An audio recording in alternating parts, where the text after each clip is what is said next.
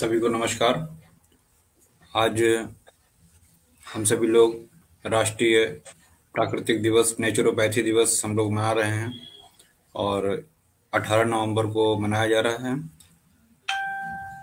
और इस विशेष अवसर पे हमारे साथ एक स्वास्थ्य परिचर्चा में हम लोग प्राकृतिक स्वास्थ्य जो नेचुरोपैथी है इस पे हम लोग चर्चा करेंगे। और हमारे साथ इस चर्चा में जुड़े हुए हैं मुख्य वक्ता के रूप में हमारे साथ प्रोफेसर जी.एस. तोमर सर। आप अध्यक्ष हैं विश्व आयुर्वेद मिशन के। बहुत बहुत स्वागत है सर आपका इस कार्यक्रम में। नेशनल बहुत बहुत धन्यवाद। नेचुरोपैथी डे के अवसर पे आयोजित इस हेल्थ शो में आपका बहुत बहुत स्वागत है। और फेसबुक पे तमाम दर्शक इस कार्यक्रम को देख रहे हैं, लाइव चल रहा है ये कार्यक्रम। आप सभी का बहुत बहुत स्वागत है। सबसे पहले सर आपका बहुत बहुत स्वागत करते हुए मैं निवेदन करता हूं कि सर कृपया नेचुरोपैथी डे कब से प्रारंभ हुआ है और इसका उद्देश्य क्या है सर, इस पे आपके विचार हम जानना चाहेंगे। बहुत बहुत धन्यवाद डॉक्टर अवनीश जी। आपने निश्चित रूप से हमारी एक उस विधा की तरफ ध्यान आकृष्ट किया है जो कि संपूर्ण विश्व के लिए एक मानक के रूप में मनाई जा सकती है। जैसा कि आप जानते हैं कि नेचुरोपैथी के लिए न केवल भारतवर्ष, संपूर्ण विश्व आज इस विधा के मूलभूत तत्वों की तरफ आकृष्ट हो रहा है। जहाँ तक भारतवर्ष में राष्ट्रीय जो आपका प्राकृतिक चिकित्सा दिवस मनाने का प्रश्न है, तो ये 18 नवंबर 2018 को भारत सरकार ने एक अपना इसको लागू किया कि प्रतिवर्ष जो है हम इसको मनाएंगे।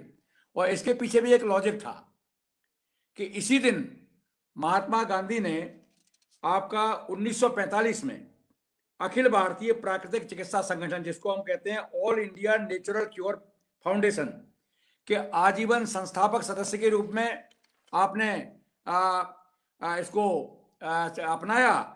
और इनका उद्देश्य था कि सभी लोगों को प्राकृतिक चिकित्सा के द्वारा स्वास्थ्य लाभ पहुंचाया जा सके। इसी उद्देश्य से आपने जो है इसको प्रारंभ किया। तो इसलिए हमारा 18 नवंबर को ये दिवस मनाया जाता है। और ये 2021 में जो दिवस हम मना रहे हैं, ये आपका चौथा राष्ट्रीय प्राकृतिक चिकित्सा दिवस के रूप में मनाया जा रहा है। और इसका मूल उद्देश्य यही है, जैसा कि आपने बताया, कि व्यक्ति को शारीरिक एवं मानसिक स्वास्थ्य का समन्वयन कैसे किया जा सके, इसी उद्देश्य के ऊपर ये मनाया जा रहा है। जी सर, बहुत बहुत धन्यवाद सर। सर हम एक प्रश्न आता है कि भारत सरकार की कितने नियामक बॉडी हैं या संस्थान हैं जो इस प्राकृतिक चिकित्सा या नेचुरोपैथी से जुड़े हुए हैं सर, इसके बारे में आपके विचार हम जानना चाहेंगे। देखिए, एक बहुत ही महत्वपूर्ण बात है कि भारत वर्ष जो है विशेष रूप से हमारे देश की जो चिकित्सा पद्धतियां हैं, उन सारी चिकित्सा पद्धतियों को सामूहिक रूप से आयुष मंत्रालय भारत सरकार के अधीन रखा गया है। इसमें आयुष वर्ड से जो शब्द बनते हैं, A for Ayurveda, Y for yoga, U for Unani, और योगा एंड नेचुरोपैथी दोनों एक साथ आते हैं, और एस फॉर सिद्धा एंड सोयरप्पा, और साथ साथ में आखिरी सिस्टम है होम्योपैथी। इन सारी चिकित्सा पद्धतियों के नियामक बोर्ड हैं। और ये नियामक बोर्ड जो है आयुष मंत्रालय भारत सरकार के अधीन कार्य कर रहे हैं। और हमारी प्राकृतिक चिकित्सा की एक राष्ट्रीय संस्थान भी है बेंगलुरु में, जहाँ पर हम बहुत अच्छा काम हो रहा है। और देश में विभिन्न जगह पर इसके तमाम संस्थान हैं जो कि रिकॉग्नाइज्ड हैं भारत सरकार से भी और प्रदेश सरकारों से भी, जो कि स्वास्थ्य के क्षेत्र में बड़ा ही महत्वपूर्ण कार्य कर रहे हैं। तो ये एक सामान्य रूप से में कहा जाए कि इस विधा का एक ऐसा प्रचार किया जा रहा है, जैसे कि हम योग के बारे में कहते हैं कि ड्रगलेस थेरापी, जिसे हम कह सकते हैं अद्रव्यभूत चिकित्सा। तो इस प्रकार की चिकित्सा जिसमें किसी औषधि की जरूरत नहीं है। और इसका मूल उद्देश्य क्या है, जैसा कि हमने पहले आपको बताया, कि न केवल शारीरिक, मानसिक रूप से भी व्यक्ति को स्वास्थ्य को समन्वयन किया जा सके और उसका जो प्रमोशन किया जा सके, इस उद्देश्य से प्राकृतिक चिकित्सा के संदर्भ में काफी काम हो रहा है और इसके लोगों को बहुत लाभ मिल रहे हैं। धन्यवाद सर। सर इसका प्राकृतिक चिकित्सा का एक जो मूल सिद्धांत है सर, उसके बारे में हम जानना चाहेंगे कि ये नेचुरोपैथी का जो मूल सिद्धांत है क्या है सर, और दूसरी बात, एक देखिए प्रश्न आता है कि आयुर्वेद का और प्राकृतिक चिकित्सा का कितनी सामान्यता है दोनों में, और आयुर्वेद में प्राकृतिक चिकित्सा कहाँ पे वर्णित किया गया है, फिर इसके बारे में कृपया हमारे देखिए दर्शकों को बताइए। देखिए आपने दोनों ही बड़े महत्वपूर्ण प्रश्न उठाए हैं। पहली बात, इसका मूल सिद्धांत क्या है। देखिए, हम जानते हैं कि आयुर्वेद भी यही मानता है कि सर्वद्रव्यम पांच भौतिकम अस्मिन् अर्थे। संपूर्ण विश्व के प्रत्येक पदार्थ के अंदर पांच महाभूत होते हैं और पांच महाभौतिक संगठन होता है। उसमें आप देखेंगे पृथ्वी, जल, अग्नि, आकाश और वायु, ये पांच तत्व होते हैं। इससे ही संपूर्ण सृष्टि का निर्माण होता है। कोई भी पदार्थ ऐसा नहीं है जिसमें इन पांच द्रव्यों का समावेश न हो। और इसका एक सिद्धांत है आयुर्वेद का, वो होता है व्यपदेशस्तु भूयसा। व्यपदेशस्तु भूयसा का तात्पर्य यह है कि जिस महाभूत की प्रधानता होती है उसी महाभूत के नाम से उसको हम लोग कहते हैं कि ये पार्थिव्य है, ये आपका वायव्य है, ये आग्नेय है। ऐसा नहीं है कि कोई पार्थिव द्रव्य है उसमें केवल पृथ्वी महाभूत हो। पृथ्वी महाभूत के साथ साथ में अन्य महाभूतों की भी उसमें उपस्थिति है, लेकिन पृथ्वी महाभूत की अधिकता के कारण उसको हम पार्थिव कहते हैं। तो नेचुरोपैथी भी यही मानता है कि शरीर में ये पांच तत्व हैं, ये पांच तत्वों से शरीर का निर्माण होता है। इन्हीं पांच तत्वों की कमी या अधिकता के कारण शरीर में विभिन्न प्रकार के रोग होते हैं। आपको जान के आश्चर्य होगा कि होम्योपैथी का एक सिस्टम है बायोकेमिक। बायोकेमिक में 12 साल्ट प्रयोग किया, 12 साल्ट प्रयोग किए जाते हैं। और उनका एक लॉजिक है कि सुसलर ने यह जांच किया कि मनुष्य की मृत्यु के बाद, जलाने के बाद उसकी राख का एनालिसिस किया गया, तो उनके अनुसार उसमें केवल 12 तत्व मिले। उन 12 तत्वों की कमी और ज्यादा से ही रोगों की उत्पन्न होना और स्वास्थ्य के लिए उत्तरदायी मान करके वो 12 सॉल्ट्स के द्वारा सभी रोगों की चिकित्सा करते हैं। तो इसी प्रकार से जो नेचुरोपैथी है, इसका मूल उद्देश्य यही है कि शरीर में ये पांच महाभूत होते हैं, ये पांच भौतिक शरीर है। इस पांच भौतिक शरीर में विभिन्न प्रकार की विकृतियों के कारण ये पांच महाभूत ही रोग के उत्पन्न कार्य कारण बनते हैं। अब एक बहुत ही महत्वपूर्ण बात मैं यहां बताना चाहूंगा कि आप देखिए कि उनका मानना है कि केवल आपके शरीर में टॉक्सिन्स का जो डिपोजिशन होता है, accumulation of toxins is the basic cause of all type of the diseases. इनका मानना है कि शरीर में विष जो जन्य पदार्थ हैं उनके संचय के कारण ही विभिन्न प्रकार के रोगों की उत्पत्ति होती है। और उन्होंने उसको टॉक्सिन्स के एक्यूमुलेशन के बारे में चर्चा की। आज हम चर्चा जब करेंगे आपके सामने तो आपको ये जान के बड़ा आश्चर्य होगा कि इतने विकास के बाद पाश्चात्य चिकित्सा विधा आज इस निष्कर्ष पर पहुंची है कि disease is nothing but it is due to the hindrance in the cell membrane due to deposition of the toxins. आज उन्होंने कहना शुरू कर दिया कि membrane pathology is the basic cause of each and every disease.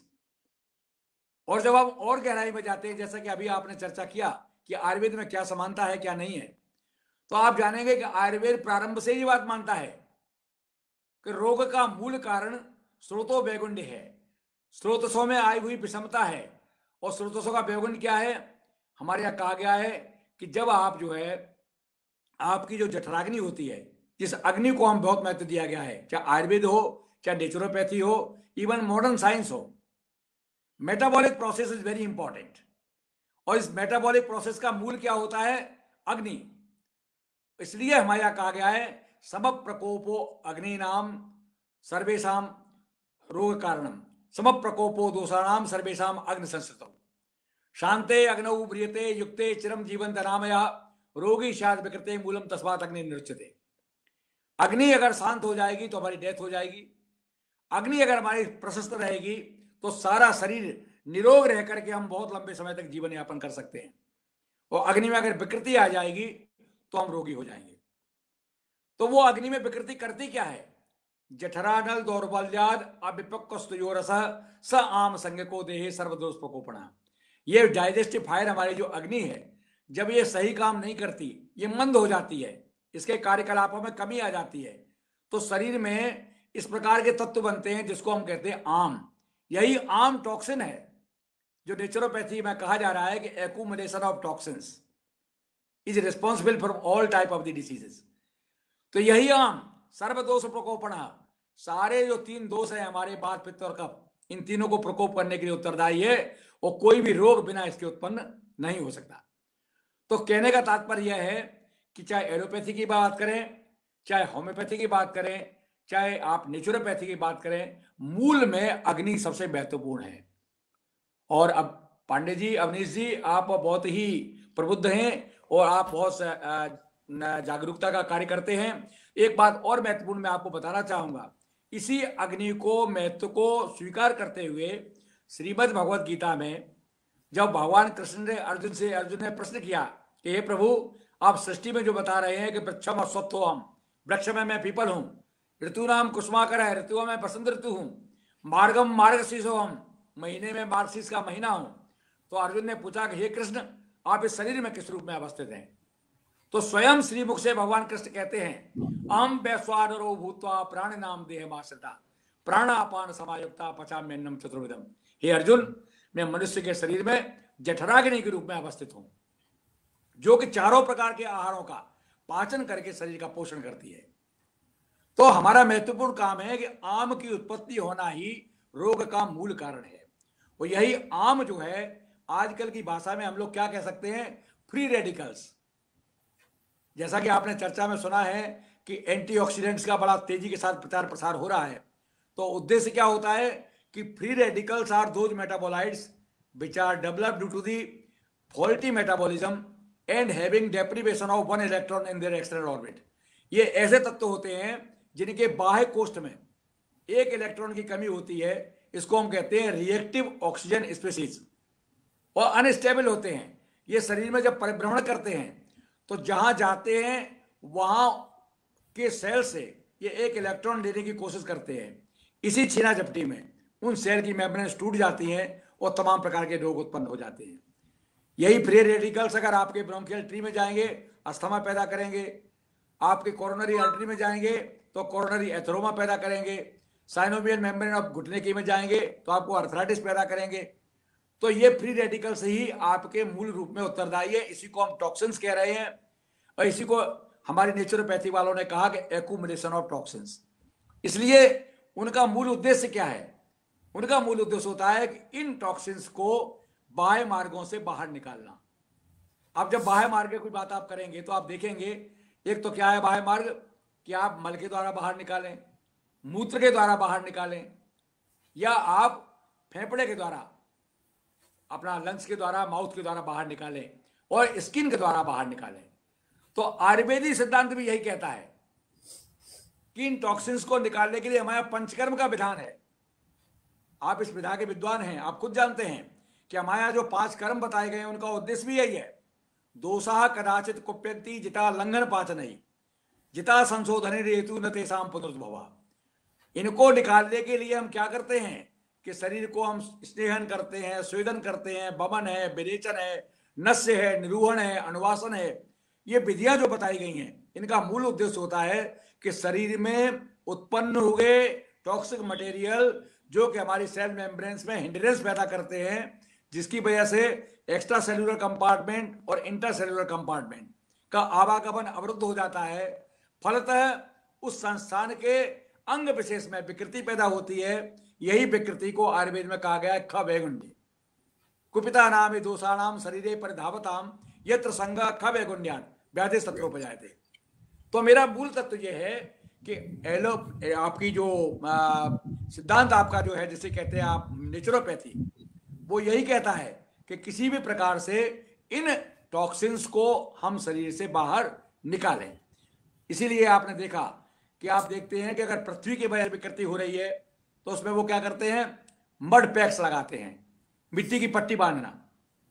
अगर आपको जल के कारण होता है तो जैसे आप देखते हैं कटी स्नान कराया जाता है, कटी स्नान का प्रावधान वहां पर है। अगर अग्नि के द्वारा होता है तो हमारे यहाँ बाष्प स्नान कराते हैं, और हमारे यहाँ भी बाष्प स्नान का विधान है। हम लोग हॉट स्वेदन करते हैं।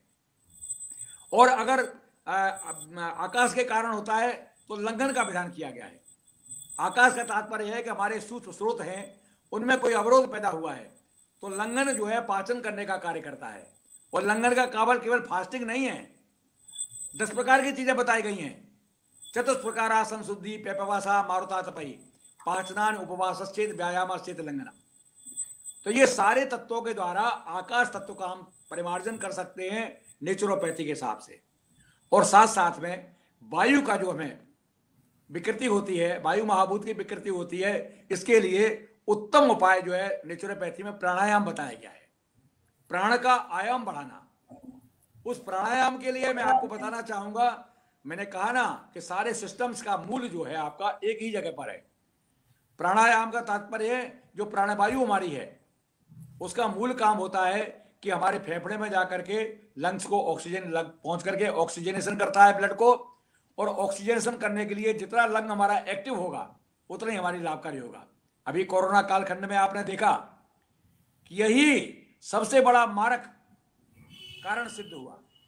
तो इसके लिए हम लोग क्या कराते हैं, अनुलोम विलोम, नाड़ी शोधन प्राणायाम, कपालभाति, इस सब का अभ्यास करने से आपको वायु की विकृति को दूर करने का प्रावधान नेचुरोपैथी भी स्वीकार करता है और आयुर्वेद भी स्वीकार करता है और आपका सभी सिद्धांत स्वीकार करते हैं। जैसा कि आपका दूसरा प्रश्न था आयुर्वेद के संदर्भ में, तो मैं एक आयुर्वेद का स्नातक हूं, आयुर्वेद का विद्यार्थी, आयुर्वेद का चिकित्सक, आयुर्वेद का प्राध्यापक होने के नाते एक बहुत महत्वपूर्ण चीज आपके सामने जरूर रखना चाहूंगा। जैसा कि विभिन्न राष्ट्रीय और अंतर्राष्ट्रीय मंचों पर मैं अधिकतर ये कहा करता हूं कि आयुर्वेद मात्र एक चिकित्सा विधा नहीं, एक संपूर्ण जीवन दर्शन है और विश्व की सबसे प्राचीनतम विधा के रूप में सर्वमान्य है। जैसा कि आप जानते हैं कि वेद जो है संपूर्ण सृष्टि में सबसे प्राचीनतम ग्रंथ के रूप में स्वीकार्य है। मानव सभ्यता के विकास से लेकर आज तक सारी चीजें हमारे सामने जब आती हैं तो हम देखते हैं कि वेद जो जननी है, first written document in the universe, और उसमें आयुर्वेद एक उपांग है उसका, चाहे हम अथर्ववेद का उपांग कहें या पंचम वेद के रूप में स्वीकारोक्ति की गई है। तो अब उस आयुर्वेद की जब हम बात करते हैं, जब कोई विधा अस्तित्व में नहीं थी, मानव सभ्यता जब प्रकाश में आई, उस समय से इस आयुर्वेद के बारे में चर्चा की गई है। तो आप देखेंगे आयुर्वेद सभी चिकित्सा पद्धतियों की जननी है। अब इसको मैं स्पष्ट आपके सामने जरूर करना चाहूंगा क्योंकि प्रश्न आपका बहुत सामयिक है। आपने बहुत उत्तम कोटि का प्रश्न किया है कि हमारे यहां 18 प्रकार के उपसय बताए गए हैं। हेतु व्याधि विपर्यस्तार्थ कारिणाम औषधान्य विहाराणाम उपयोगम सुखावहम विद्यात उपसय व्याधि व्याधि सात मित स्मृतः विपरीतो अनुपसयो व्याधि सात मित स्मृतः। तो आप देखिएगा इसमें कहा क्या गया है कि हेतु व्याधि विपरीत औषधि अन्न और विहार, हेतु विपरीत, व्याधि विपरीत, उभय विपरीत, औषधि अन्न और विहार, और उसी प्रकार से हेतु विपरीतार्थकारी, व्याधि विपरीतार्थकारी और उभय विपरीतार्थकारी। इस प्रकार से 6 भेद हुए और 6 के 3 अंग, औषधि, अन्न और विहार। इस प्रकार से 18 प्रकार के जो उपसय बताए गए हैं उसके अंतर्गत चाहे हम एलोपैथी की बात करें तो विशस्य विषम औषधम, इसे हम कहते हैं हेतु विपरीतार्थ, व्याधि विपरीतार्थकारी। माने आप जिस रोग से उत्पन्न हुआ है, जिस चीज से रोग उत्पन्न हुआ है, उसी की हम चिकित्सा उसी हिसाब से करें। जैसे किसी को अल्कोहल की वजह से अल्कोहलिन हो जाता है तो उसमें मद्य पिलाया जाता है, उससे रोगी को लाभ मिलता है। उसी प्रकार से विशस्य विषम औषधम, विष की चिकित्सा विष है। तो ये क्या है, ये एलोपैथी नहीं है, ये होम्योपैथी का सिद्धांत है। समा समय समयति, तो होम्योपैथी का समावेश हुआ। व्याधि विपरीत चिकित्सा एलोपैथी है, इसे हम कहेंगे हेटेरोपैथी। इसमें क्या होता है कि एक एक कारण कोई रोग हो रहा है तो हम भी देंगे, तो विपरीत चिकित्सा की जाती है। अगर आपको ठंड लगने की वजह से जुकाम हो रहा है या आपको ज्वर आया है तो उसमें उष्ण अन्नपान का हम प्रयोग करेंगे। आपसे कहते हैं कि तुलसी है, काली मिर्च है, सौंठ है, इसको लेकर के आप काढ़ा बना के पीजिए या चाय में डाल करके पीजिए। तो शीत से उत्पन्न होने वाले रोगों में उष्ण चिकित्सा करना, यह विपरीत चिकित्सा हुई। तो एलोपैथी का सिद्धांत भी इसी से मेल खाता है। नेचुरोपैथी की जब हम बात करते हैं तो आप आश्चर्य करेंगे कितना बड़ा विज्ञान, जहां ये कहा गया है स्वभावो परमवाद। स्वभावो परमवाद का मतलब होता है स्पॉन्टेनियस थ्योरी ऑफ हीलिंग। शरीर स्वयमेव किसी भी रोग से उबरने की क्षमता रखता है, केवल उसको समय दिया जाए। अगर आप ऑपरेशन करते हैं तो ऑपरेशन करने के बाद में एक पट्टी बांध देते हैं एसेप्टिक मेजर्स को लेते हुए। आप न तो कोई एंटीबायोटिक का प्रयोग करते हैं, बहुत से सर्जन्स को मैंने देखा है कि वो ऑपरेशन करने के बाद भी एंटीबायोटिक का प्रयोग नहीं करते। Antibiotic will not help in the healing, वो आपके सेकेंडरी इन्फेक्शन को रोकने के लिए है। तो शरीर की स्वाभाविक क्षमता है आपकी हीलिंग होने के लिए, इसको हम कहते हैं स्वभावो परमवाद। तो स्वभावो परमवाद हमारा सिद्धांत है। तो ये आपका नेचुरोपैथी को आपका प्रमाणित करता है कि हमारी संस्कृति में प्राचीन समय से ही नेचुरोपैथी के संदर्भ में चर्चा की गई है। जी सर, बहुत बहुत धन्यवाद सर। लेकिन एक बहुत ही ज्वलंत समस्या ये आती है कि जितना अगर हम आयुष की बात करें तो उसमें आयुर्वेद को जैसे कि बहुत ही वरीयता दी जा रही है, और 2014 के बाद से जितना आयुष मंत्रालय के गठन के पश्चात आयुर्वेद या होम्योपैथ हो या योग के लिए हम लोग इंटरनेशनल योग डे भी मना रहे हैं, लोगों को जागरूक किया जा रहा है। अगर हम नेचुरोपैथी की बात करें तो अगर हम एक अपने जिले की बात करते हैं तो उतनी लोगों तक सुविधाएं हम नहीं दे पा रहे हैं, नेचुरोपैथी लोगों को जानकारी नहीं है। इस दिशा में हम क्या कर सकते हैं सर? बहुत अच्छा आपका प्रश्न है और सामयिक प्रश्न है कि एक ऐसी चिकित्सा, जैसे हम योग की बात करते हैं, ड्रग लेस थेरापी, इसमें कोई खर्चा नहीं आना, तो केवल आपको काउंसलिंग की जरूरत है। आप देखते हैं कि मैं आपको एक चीज और बता दूं, बहुत ही स्पष्ट चीज रूप से आप समझ लीजिए कि आयुर्वेद में दो तरह की चिकित्सा कही गई है, द्रव्यभूत चिकित्सा और अद्रव्यभूत चिकित्सा। तो द्रव्यभूत चिकित्सा का तात्पर्य होता है कि वहां हम औषधि का प्रयोग करते हैं। अद्रव्यभूत भी तो होता है नॉन फार्मेकोलॉजिकल अप्रोच, बिना किसी औषधि को दिए हुए रोगी की हम चिकित्सा कैसे कर सकते हैं। तो आपको ये अत्यंत प्रसन्नता का विषय है कि आयुर्वेद इसका पूर्ण समर्थक है। वो क्या कहता है कि 3 तरह की चिकित्सा हमारी है, युक्ति व्यपाश्रय, दैव व्यपाश्रय और सत्वावजय। आप देखते हैं कि युक्ति दैव व्यपाश्रय चिकित्सा में कोई औषधि खिलाने की बात नहीं है। मंत्र, मणि, होम, जप, प्रायश्चित, तप, ये सारी पद्धतियां बताई गई जिसमें किसी को औषधि खिलाने की जरूरत नहीं है। तो ये आपकी नॉन फार्माकोलॉजिकल हो गई। और दूसरा सत्वावजय में क्या है, बिहेवियर एनालिसिस एंड साइकोथेरापी, रोगी को धीर धृति स्मृति के द्वारा चिकित्सा करना। उसमें भी आपको कुछ नहीं है, केवल काउंसलिंग है पेशेंट की, समझाना, आश्वासन देना। उस सत्वावजय चिकित्सा में आपको कतई किसी औषधि की इंटरवेंशन की जरूरत नहीं है। तो 2 चिकित्साएं पूर्ण रूप से आपकी नॉन फार्माकोलॉजिकल है। तीसरी चिकित्सा आती है जिसे कहते हैं युक्ति व्यपाश्रय। इस युक्ति व्यपाश्रय चिकित्सा में भी 3 अंग होते हैं। कौन कौन से? औषधि, अन्न और विहार। तो आप जानते हैं कि केवल अन्न का आप सेवन करना, अन्न एक सामान्य प्रक्रिया है, ये स्वाभाविक रूप से हर व्यक्ति को खाना होता है, इसको कोई ऊपर से अलग से देने की जरूरत नहीं है। आपको समझाना है क्या खाना है क्या नहीं खाना, असात्विक चीजों का सेवन से बचना है, मिथ्या आहार विहार नहीं करना, ये सारी चीजें उसमें आ जाती हैं। और विहार का मतलब आपकी लाइफ स्टाइल कैसी हो, ये भी आपका अद्रव्यभूत है, इसमें किसी औषधि की जरूरत नहीं है। तो इसमें भी आपको किसी औषधि के सेवन कराने के लिए रोगी को नहीं बताना। तीसरी चीज आती है आपकी औषधि। तो औषधि का अंश हमारे 9 हिस्सा आप करिए, 9 हिस्सा करिए, युक्ति व्यपाश्रय, दैव व्यपाश्रय, सत्वावजय, तो आप देखेंगे कि 8/9 हिस्सा तो अद्रव्यभूत है, नॉन फार्माकोलॉजिकल। केवल 1/9 हिस्सा हमारे यहाँ औषधि चिकित्सा का जिक्र किया गया है। आपकी मॉस्को में एक non pharmacological approach of disease पर एक कॉन्फ्रेंस हुई। उस कॉन्फ्रेंस में प्रोफेसर रामहर सिंह जी, पद्मश्री प्रोफेसर रामहर सिंह, हमारे मेंटोर, हमारे गुरुदेव, उस कॉन्फ्रेंस में गए थे। तो उन्होंने जब ये चर्चा सामने रखी कि आयुर्वेद जैसी प्राचीनतम विधा जो कि मूल रूप से 1/9 हिस्सा केवल ड्रग की बात करती है, रिमेनिंग आपका पूरी की पूरी चिकित्सा का आधार हमारा नॉन फार्माकोलॉजिकल है, तो लोग जानकर के आश्चर्यचकित हो गए कि प्रारंभ से ही इस विधा में नेचुरोपैथी के लिए कितना बड़ा स्थान है। दूसरी बात, आप एक और महत्वपूर्ण चीज है आपकी कि इसके लिए अलग से किसी सेंटर की उपादेयता तो मैं नहीं समझता। मैं समझता हूं कि हर विधा के चिकित्सकों को अपनी विधा के रोग चिकित्सा से लोगों को ठीक करने के साथ साथ में नेचुरोपैथी और योग जैसी चीज का लोगों को साथ ही साथ काउंसलिंग के रूप में लोगों को समझाना चाहिए, इसका प्रचार प्रसार होना चाहिए।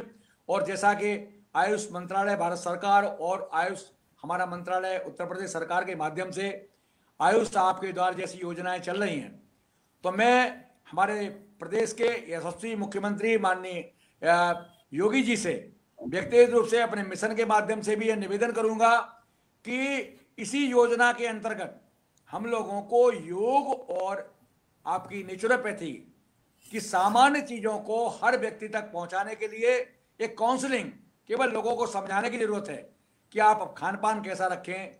तो नेचुरोपैथी के इन संसाधनों का प्रयोग तो एक सेंटर पर किया जाए, और प्रत्येक जिला में एक संस्थान भी हमारा होना चाहिए, एक इनका एक हॉस्पिटल ऐसा होना चाहिए जहां पर लोग मृतिका चिकित्सा, जहां हमने कहा कि आपका मड पैक्स का प्रयोग करते हैं, आपका मेहन स्नान कराते हैं, कटी स्नान कराते हैं, बाष्प स्नान कराते हैं, इसकी व्यवस्था तो हो ही, लेकिन काउंसलिंग के लिए हर व्यक्ति को इस सप्ताह के साथ जोड़ देना चाहिए कि हर व्यक्ति लोगों को इस संदर्भ में जागरूक करे। और दूसरी चीज, जैसा कि आपने कहा कि आयुर्वेद के दृष्टिकोण से इनके सेंटर्स की व्यवस्था, तो सेंटर्स जो है देश में, मैंने देखा कि गोरखपुर में एक सेंटर है नेचुरोपैथी का, बहुत से लोग हमारे पास आए, बेंगलोर में सेंटर्स हैं, और जहां लोग जाते हैं तो ये महसूस करते हैं कि जब आप प्रकृति के शरण में आएंगे और प्रकृति के अनुरूप खान पान रखेंगे तो आप अपने आप को बहुत बड़ी आपदा से बचा सकते हैं। आपका एक मूल में प्रश्न हुआ करता था कि आयुर्वेद बहुत हमारा प्रकृति के करीब है और यही हमारी विलक्षणता है। जैसा कि आप जानते हैं कि आयुर्वेद का मानना क्या है, लोको पुरुष संहिता। हमारे यहाँ कहा गया है यावंत पुरुष तावंतो लोको यद पिंडे तद ब्रह्मांडे। ये हमारा सिद्धांत है कि हमारा जो मानव शरीर है वो हमारी प्रकृति का एक छोटा लिंग शरीर के रूप में आप उसको स्वीकार करिए, मिनिएचर रेप्लिका ऑफ कॉस्मस। उसका मूल कारण क्या है कि 3 ही नियामक तत्व होते हैं प्रकृति में जो कि संपूर्ण विश्व का इन्वायरमेंट डिसाइड करते हैं। वो आपके हैं सूर्य, चंद्र और वायु। और हमारे मानव शरीर में इन तीनों के प्रतिनिधि स्वरूप वात, पित्त और कफ 3 आपके दोष होते हैं जो कि इनसे सीधे ही प्रभावित होते हैं। सूर्य से पित्त, चंद्रमा से कफ और वायु से वात। इसलिए वातावरण में होने वाले छोटे से छोटे परिवर्तन का प्रभाव हमारे शरीर में प्रत्यक्षता पड़ता है। इससे उत्तम उदाहरण आपको कहाँ मिल सकता है क्रोनोबायोलॉजी का। तो यही हम प्रकृति पे हम आधारित हैं। कंक्रीट के जंगल कभी हमारे हरे पेड़ पौधों का स्थान नहीं ले सकते। हम प्रकृति के जितने पास रहेंगे उतने हम स्वस्थ रहेंगे, और प्रकृति से जितने हम दूर जाएंगे उतना हमारा स्वास्थ्य खराब रहेगा। तो नेचुरोपैथी का मूल उद्देश्य यही है कि हम नेचर के करीब रहें, नेचर के पास रहें और अपने आप को हम स्वस्थ रख सकें। यही हमारा मूल उद्देश्य है, और यही हमको प्रचार प्रसार प्रत्येक व्यक्ति को करना चाहिए कि आप स्वस्थ रहना चाहते हैं तो प्रकृति के करीब रहें। आहार भी आपका प्रकृति के अनुकूल हो। जैसा कि बार बार हम लोग कोरोना कालखंड में बहुत चर्चा किए आहार के संदर्भ में कि आहार आपके जिस देश में आप रह रहे हैं और जिस काल में आप हैं, देश और काल के अनुसार, ऋतु के अनुसार हमको भोजन ग्रहण करना चाहिए। गांव में आप देखते थे संस्कृति थी कि मोटे अनाज का बड़ा प्रचार प्रसार होता है। आज हम मोटे अनाज जैसे चीजों से दूर हटते जा रहे हैं। तो हमको अपने खान पान में वही प्राकृतिक नैसर्गिकता लानी होगी। वही नेचुरोपैथी का मूल सिद्धांत है। तभी अपने आप को हम स्वस्थ रख सकेंगे। यही ये मूल मंत्र है, इसको हमें अपनाना चाहिए। जी सर, बहुत सही कहा आपने सर। प्रकृति स्वयं में सबसे बड़ी चिकित्सक है। शरीर में स्वयं को रोगों से बचाने और अस्वस्थ हो जाने पर पुनः स्वास्थ्य प्राप्त करने की क्षमता विद्यमान है हमारे प्रकृति में। और इसीलिए हमने देखा है कि जो नेचर के पास टुवर्ड्स नेचर है, प्रकृति के साथ में है, जंगलों में रह रहे हैं, दूर दूर तक कोई चिकित्सालय नहीं होता है, कोई पीएचसी सीएचसी नहीं होता, फिर भी वो स्वस्थ बने रहते हैं क्योंकि उनके ऊपर प्रकृति की छाया है, प्रकृति के शरण में रह रहे हैं वो। ये बहुत अच्छी बात है। और पहले भी देखा गया था गांव में बच्चे मिट्टी में इतना खेलते रहते थे, शायद ये भी कारण था, वो स्वस्थ रहते थे, उनकी इम्यूनिटी भी बनी रहती थी। आज लोग शहर की तरफ गए हैं, वो गांव में बच्चों का मिट्टी में खेलना, कीचड़ में खेलना बहुत कम हो गया है। पानी में खेलना, पहले लोग नदी तालाब में नहाते थे काफी देर देर तक, ये सब भी एक तरीके से नेचुरोपैथी ही था। आज कहीं कहीं वो चीजें कम हो गई हैं। तो प्राकृतिक चिकित्सा शारीरिक, मानसिक, सामाजिक एवं आध्यात्मिक चारों पक्षों की चिकित्सा एक साथ यहाँ पे होती है। और आयुर्वेद में जैसा कि सर अभी आपने कहा कि आहार के बारे में आपने बात कही, तो आहार ही औषधि है ऐसा आयुर्वेद में कहा जाता है। तो सर जो नेचुरोपैथी की बात अगर हम करते हैं, प्राकृतिक चिकित्सा की बात करते हैं, तो अगर हम देखें आयुर्वेद में जितनी भी हर्ब्स की बात की गई है, द्रव्यों की बात की गई, मेडिसिनल प्लांट, सभी प्रकृति में ही इनका निर्माण हो रहा है। तो ये सब प्राकृतिक चिकित्सा के अंतर्गत ही है। जो हमारा आहार है वो भी औषध है। तो प्राकृतिक चिकित्सा में औषधि का प्रयोग नहीं होता है, लेकिन प्राकृतिक चिकित्सा के अनुसार आहार ही औषधि है, ऐसा हम लोग अक्सर कहते हैं और होता भी यही है। तो काफी कुछ बातें सर आपने बताई हैं, और निश्चित ही एक समय ऐसा है जैसे आज आयुर्वेद, होम्योपैथ और योग को जन जन तक पहुंचाया गया है। जो ये नेचुरोपैथी विधा है ये भी हर घर तक, जन जन तक पहुंचेगी। आज योग वेलनेस सेंटर हर शहर में खुले हैं, वहाँ पे योग एक्सपर्ट रखे गए हैं, लोगों को योग के बारे में जानकारी दी जा रही है। और योग से जुड़ा ही, जैसा कि आपने बताया, जब हम आयुष की बात करते हैं, आयुर्वेदा, योग एंड नेचुरोपैथी वहीं योग के साथ जुड़ा हुआ है। यूनानी है, सिद्धा है, होम्योपैथी है। तो वहीं पे योग के साथ जितना योग का हम प्रचार प्रसार कर रहे हैं, शायद नेचुरोपैथी का समय आने पे आएगा, और इसीलिए एक विशेष दिन बनाया गया है। और आज हम लोग नहीं, पूरे देश में इसकी चर्चा हो रही है, सप्ताह भर चर्चाएं चल रही हैं। बहुत बहुत धन्यवाद सर आपका। और एक इस बात कार्यक्रम। अवनीश जी, एक बात जी आपको सर। आपने बहुत महत्वपूर्ण तथ्य उठाए हैं। मैं चाहता हूं कि आपके माध्यम से एक बात और मैं अपने मित्रों तक पहुंचाना चाहता हूं कि जैसे आपने देखा कि हमारे एक तो त्रिदोष विज्ञान के ऊपर आयुर्वेद आधारित है, दूसरा हम पंच महाभूत की बात करते हैं। महर्षि सुश्रुत जो है पंच महाभूत के सिद्धांत के समर्थक हैं, और उन्होंने बहुत सही शब्दों में लिखा है कि दोषा क्षीणा वर्धयतव्या, वृद्धा ह्रासयतव्या, कुपिता प्रशमयतव्या, समा परिपाल्य इति सिद्धांत। उनका सीधा मानना है, चाहे when we are talking about the deficiency disorders, आपको आयोडीन की कमी हो रही है तो आयोडीन का प्रयोग करें, सर्वदा सर्वभावानाम सामान्यम वृद्धि कारणम, और ह्रास हेतु विशेषस्य। अब कम हो रही है, बढ़ी है, उसकी मात्रा को कम करना है। तो कुपिता प्रशमयतव्या, कुपित हुए दोषों को प्रशमन करना, घटे हुए दोषों को बढ़ाना, बढ़े हुए दोषों को घटाना, और समान अवस्था में उनको रखना। हमारा मूल सिद्धांत यही है, और आयुर्वेद भी यही चर्चा करता है। धातु साम्य क्रियाश्चोक्ता तंत्र प्रयोजनम, जो नेचुरोपैथी कहता है उसका भी उद्देश्य यही है कि शरीर की धातुओं की साम्यावस्था में रखना। धातु का तात्पर्य यहां पर तीनों दोषों से है, दोष, धातु और मल, इनकी साम्यावस्था रखना, बैलेंस रखना, इक्विलिब्रियम में रखना, हेमोस्टेसिस में रखना, यही हमारा मूल उद्देश्य है। तो आप देखेंगे कि हमारा जो चरक में चिकित्सा की सबसे उत्तम परिभाषा जो बताई गई है, उस परिभाषा में भी कहा गया है कि चतुर्नाम भिषगादीनाम सस्तानाम धातु वैकृते प्रवृत्ति धातु साम्यार्था चिकित्सित विधीयते। उद्देश्य हमारा क्या होता है कि शरीर की धातुओं को साम्यावस्था में लाना। Restoration of normality is the fundamental and most important कहना चाहिए objective of any system of medicine. चाहे आपको पथरी हुई है, उस पथरी को निकाल के बाहर करना और साथ में उस अंग की क्रियाशीलता को वापस लौटाना, एलोपैथी भी यही क्या चाहता है। सिद्धांत एक ही है, विधाएं अलग हो सकती हैं। विवेकानंद का जो कहना था कि हर धर्म का मूल एक ही है, ईश्वर सबका लक्ष्य है, रास्ते अलग हो सकते हैं।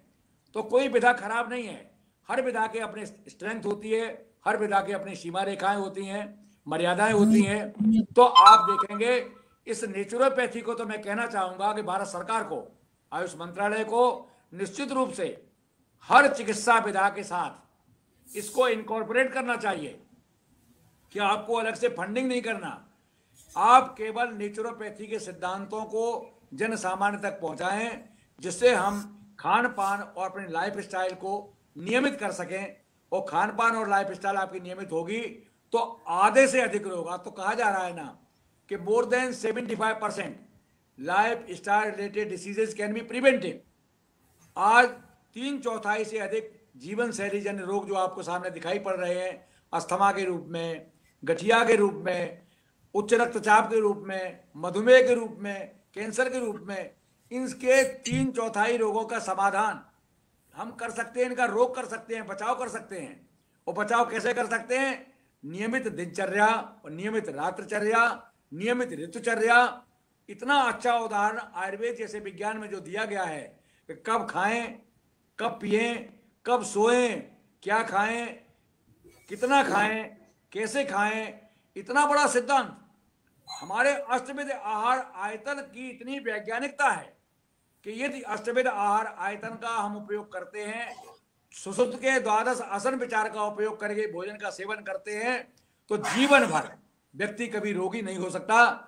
और तभी वो जो हमारा लक्ष्य है, जीवेम सरदह शतम पश्चेम सरदह शतम, संपूर्ण प्रशस्त ज्ञानेन्द्रियों के साथ 100 वर्ष की आयु हम प्राप्त करें, ये तभी संभव है जब हम अपने खान पान को नियमानुसार और शास्त्रीय पद्धति में बताए गए नियमों का सेवन करते हुए, परिपालन करते हुए जो हम करेंगे, तो निश्चित रूप से अपने आप को हम शतायु बना सकते हैं। और समाज में हम बीमारी का जो बर्डन है किसी भी सरकार के ऊपर, स्वास्थ्य का, हेल्थ का जो बजटरी एलोकेशन है, स्वास्थ्य पे जो खर्चा हो रहा है, उसको हम बचा करके एक राष्ट्रीय समुन्नति का कार्य भी कर सकते हैं, जो कि सभी पैथी का एक मूल उद्देश्य है कि हम जन जन को स्वस्थ रखें। और हमारी जो भावना भी यही है कि सर्वे भवन्तु सुखिनः, सर्वे सन्तु निरामया, सर्वे भद्राणि पश्यन्तु माम कश्चित् दुःखात् भवेत्। ये हमारा मूल उद्देश्य पूरा होता है यदि हम नेचुरोपैथी को, आयुर्वेद के मूलभूत सिद्धांतों का परिपालन करके समाज में प्रचार प्रसार करते हैं,